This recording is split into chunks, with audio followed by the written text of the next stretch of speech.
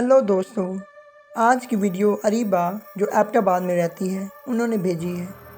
وہ کہتی ہیں دسمبر کا مہینہ چل رہا تھا، سردیاں اپنے جوبن پر تھیں، دور دور تک ہر چیز نے سفید چادر تان رکھی تھی، ابھی بھی برف روئی کی مانند گر رہی تھی۔ وقفے وقفے سے دیودار کے درختوں کی شاخیں چٹکنے کی آوازیں سنائی دے رہی تھی۔ مٹی کا کشادہ کمرہ جس کے بیچوں بیچ جلتی لکڑیوں کا آلہ دہک رہا تھا، اور اس کے ارد گرد ہم سب دادی کو گھیرے میں لیے بیٹھے تھے۔ دادی اماں نظریں دہکتی ہوئی لکڑیوں پر جمائے ماضی کے صحیفوں کے ورق گردانی کر رہی تھیں۔ کچھ دیر بعد گلا گھنگھارتے ہوئے بولی، یہ اس وقت کا واقعہ ہے جب پانی کی قلت کے باعث میں اور صنوبر آپا سحری کے وقت پانی بھرنے جاتے تھے۔ صنوبر آپا مجھ سے عمر میں کافی بڑی تھی۔ صنوبر آپا کبھی اذان سے پہلے اور کبھی اذان کے فوراً بعد پانی بھرنے کے برتن کے لیے آتی اور ہمارے گھر کی دیوار پر برتن سے ضربے لگاتی۔ کیونکہ میرا بستر دیوار کے ساتھ ہوتا اس لیے میں فوراً اٹھ جاتی، اپنا برتن اٹھاتی اور باہر آ جاتی۔ ہر طرف گہرا اندھیرا چھایا ہوتا اور گدڑوں کی دلخراش آواز دل جھنجھوڑ دیتی تھی۔ دل میں ڈھیروں خوف لیے ہم سج سج کر قدم بڑھاتے جاتے۔ گھر تو چونکہ اس زمانے میں اکا دکا ہی موجود ہوتے تھے اور ہمیں پانی لانے کے لیے طویل مسافت طے کرنی پڑتی تھی۔ جھاڑیوں میں تھوڑی سی بھی ہلچل ہوتی تو ہمارا دل اچھل کر حلق میں آ پہنچتا۔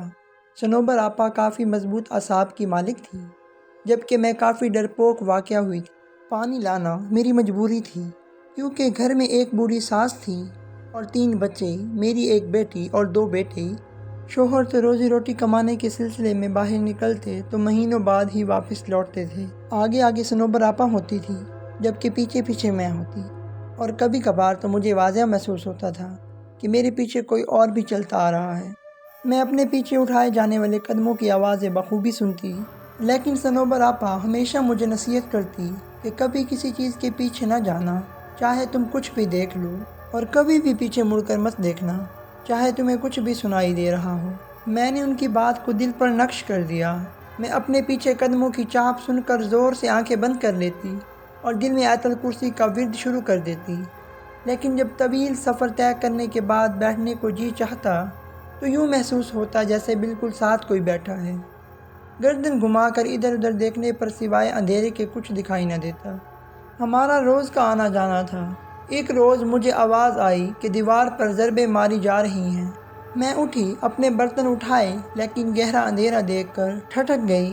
مجھے یوں محسوس ہو رہا تھا جیسے آدھی رات کا وقت ہو۔ میں باہر گئی تو دیکھا صنوبر آپا کا دور دور تک کوئی نام و نشان نہیں تھا۔ میں نے یہ سمجھ کر قدم رستے پر ڈال دیے کہ وہ زیادہ دور نہیں گئی ہوں گی اور میں ان تک پہنچ جاؤں گی۔ گیدڑوں کی آوازیں پل بھر کو میرے قدم ساکت کر دیتی تھی۔ میں نے بھاگنا شروع کر دیا، لیکن میں ان تک نہیں پہنچ سکی۔ بگڑے تنفس کے ساتھ میں نے مسافت طے کی اور جائے وقوفہ پہنچ کر میرے اندر تک سنسنی دوڑ گئی۔ صنوبر آپا وہاں موجود نہیں تھی۔ میں تھوڑا اوپر کھڑی تھی اور نیچے دیکھا جہاں پانی کا کنواں تھا۔ ایسا محسوس ہو رہا تھا کوئی پانی کے ڈول یک کے بعد دیگر اپنے اوپر بہا رہا ہو۔ میں نے نیچے جانا ضروری نہیں سمجھا اور پانی کا ڈول الٹا کر اس پر بیٹھ گئی، لیکن تھوڑی دیر بیٹھنے کے بعد پانی کی آواز بدستور آ رہی تھی۔ مجھے عجیب و غریب خیالات آ رہے تھے اور پانی کی آواز سے عجیب سا خوف محسوس ہو رہا تھا۔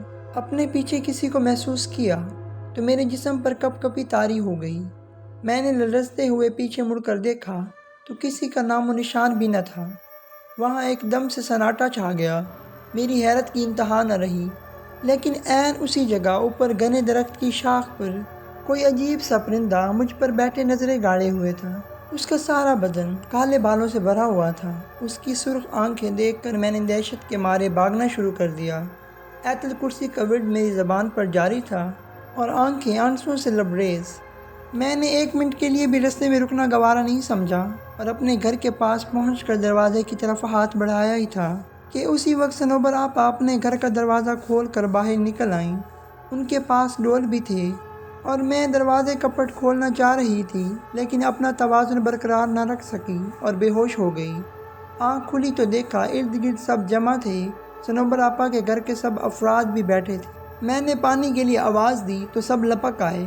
تھوڑی طبیعت بحال ہونے پر معلوم ہوا کہ آج چوتھا روز تھا اور میں مسلسل بے ہوشی کی حالت میں تھی۔ میں نے اس روز کا واقعہ سب کے گوش گزار کیا تو صنوبر آپا ماتھا پیٹ کر رہ گئی اور بولی جیسا تم کہہ رہی ہو یہ درست ہے، تو ہم اس کا معجزہ ہی سمجھیں کہ تم زندہ سلامت لوٹ آئی۔ میں نے رب کا شکر ادا کیا۔